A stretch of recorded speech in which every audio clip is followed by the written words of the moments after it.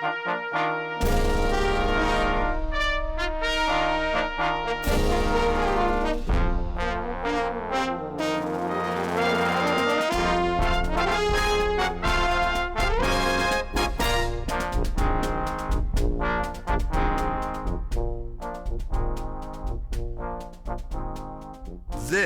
is a story of what happens to a family and a soldier when he enters into service for his country.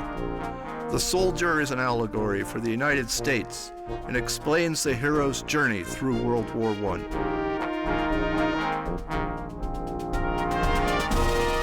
At the time the war broke out, America had little interest in joining a conflict fought nearly 5,000 miles away and separated by a vast ocean. America was an agrarian nation with relatively little capacity to fight. We had no other option but to enter bravely into conflict.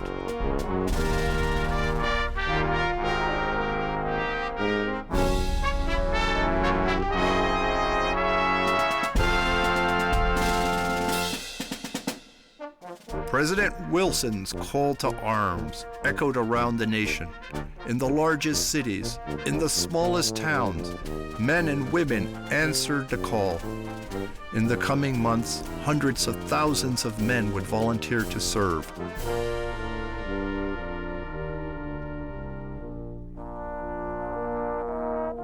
The conflict that bid men of age to leave their family in service of their country is reflected as the father kneels in front of his daughter. In this noble gesture, he asks her for forgiveness. He must leave to serve the will of his country. With innocent courage, the daughter hands her father his helmet, representing our destiny.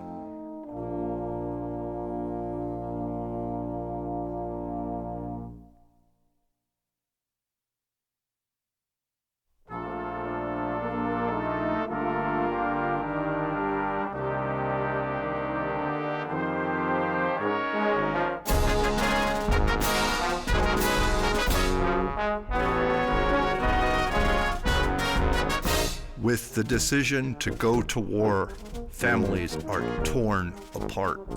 As citizens answer the nation's call to give one's all in a sacred and noble act, the father is caught in a tug-of-war between his family and service to his country. The heroic mom rises up, representing the families left behind. There is a sadness in her face as her husband leaves to go off to war. The father and the husband is pulled into the brotherhood of arms, becoming part of a group of men who are on their path to war. 2 million men will cross the ocean, entering a conflict that was consuming a continent. Many people had come to our shores for the sole purpose of becoming American. Many could not even speak English, yet they all assimilated to manifest their destiny. Those brave souls who entered into service to protect those freedoms were not Democrats or Republicans, for their blood was all the same color. They were Americans.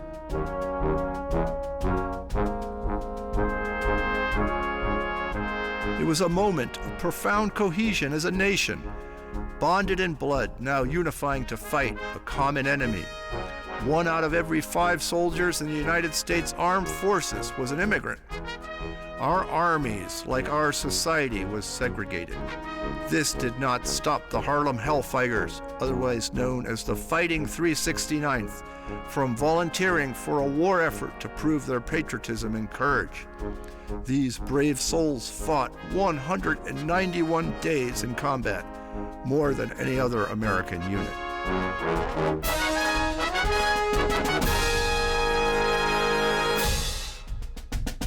The Americans exploded onto the battlefield, changing the course of the war. The scene reflects and captures the legendary words of Marine Sergeant Major Dan Daly as he urged his men, "Forward!" charging directly into the face of death. Come on, you sons of bitches. Do you want to live forever? Never would the stakes be so high and the costs so great. It was the Meuse-Argonne offensive that would prove our valor and courage. The battlefields of France presented a nightmarish hell. American soldiers would face machine gun and artillery fire, be subjected to chemical warfare, and charge over ground shrouded in mustard gas. The ground between opposing trench lines came to be described as a place where no one would survive. A no man's land. Draped in barbed wire laden with landmines, riddled with craters from artillery shells. Exploding shells hurled shrapnel in every direction. The land was littered with dead and dying horses and men, lying together in blood-stained mud. Yet, in the face of seemingly certain death, Americans did charge into no man's land.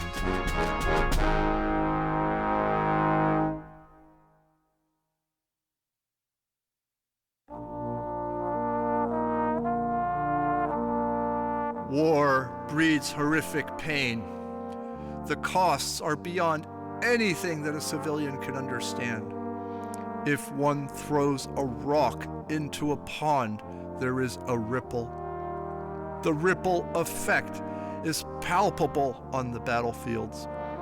All soldiers are intertwined with their brothers.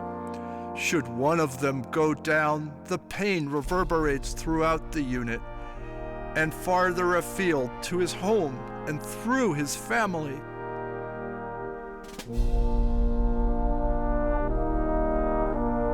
Such large-scale damage is unimaginable today. It is incomprehensible when we think of an estimated 40 million casualties suffered on all sides during the war. As many as 11 million soldiers died. The civilian death toll was equally staggering. It is estimated that 8 million civilians died.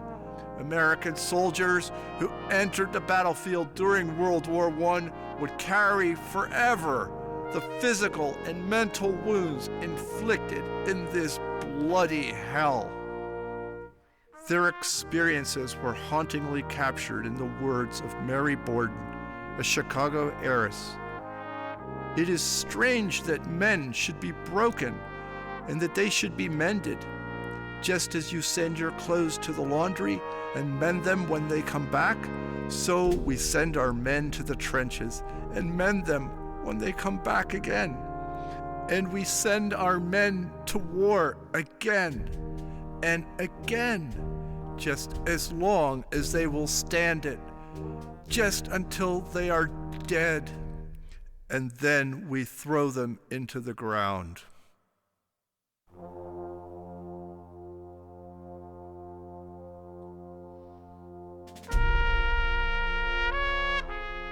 He is there, but he is not there.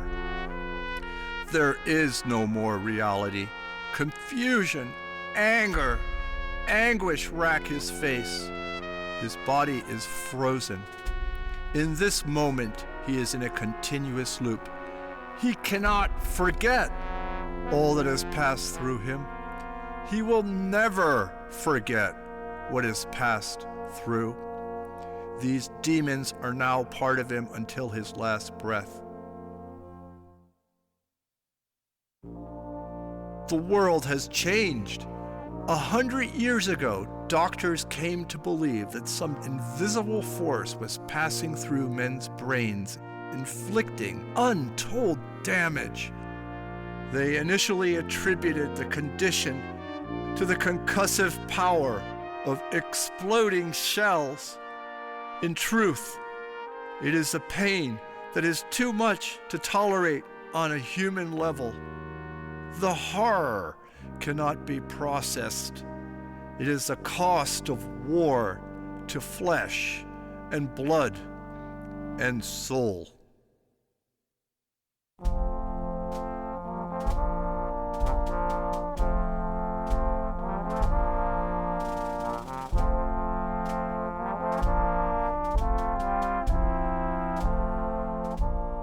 On the 11th hour of the 11th day of the 11th month of 1918, there was a sudden silence. An armistice was signed. Reporter Philip Gibbs wrote, "Last night, for the first time since August, there was no light of gunfire in the sky, no sudden stabs of flame through the darkness, no spreading glow above black trees. The fires of hell had been put out." As the guns fell silent, another sound slowly emerged. Voices, at first tremulous in disbelief, rose in waves cascading through the countless nations. Bells pealed from church towers everywhere, echoing a single thought: it is over. Under the flag, a nurse carries a soldier home. He cannot stand on his own. He looks up at the flag above him, filled with the energy of hope. He will return to the sweet shores that he knows. The returning hero, part of the three amigos, carries his wounded companion in the middle, and on the other side, he is supported by a soldier from the Harlem Hellfighters.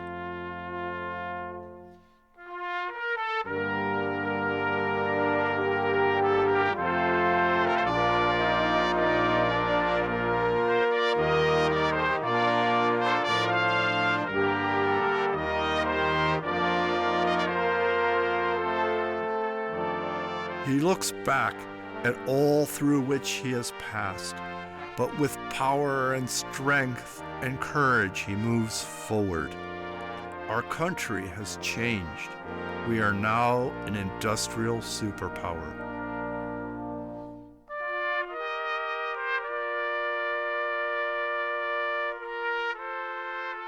The war has changed who we are as a nation. The women and men who have served in these distant lands have been forged like steel. They have shown the world what the potential of the United States of America is. Our attitude of ourselves as a country has grown, and the world no longer looks at us as a small, backwards nation on the other side of the Atlantic.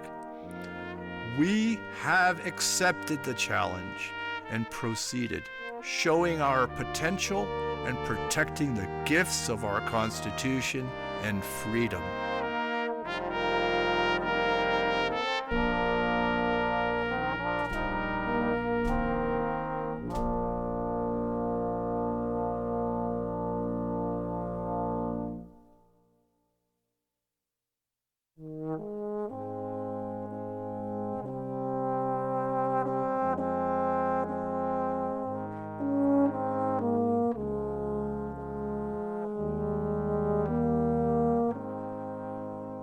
The father hands his daughter his helmet.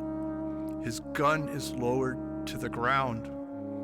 He is not the man that he was when he left home. There is an awkwardness and a silence. The family has been affected. The daughter is grown. She is no longer the small, innocent child that he knew when he left his family. She accepts and holds the helmet in her outstretched arms in front of her. Her neck carries the weight of her situation. She cranes and looks down inside the helmet, divining the future. She is the next generation. She has just been handed World War II.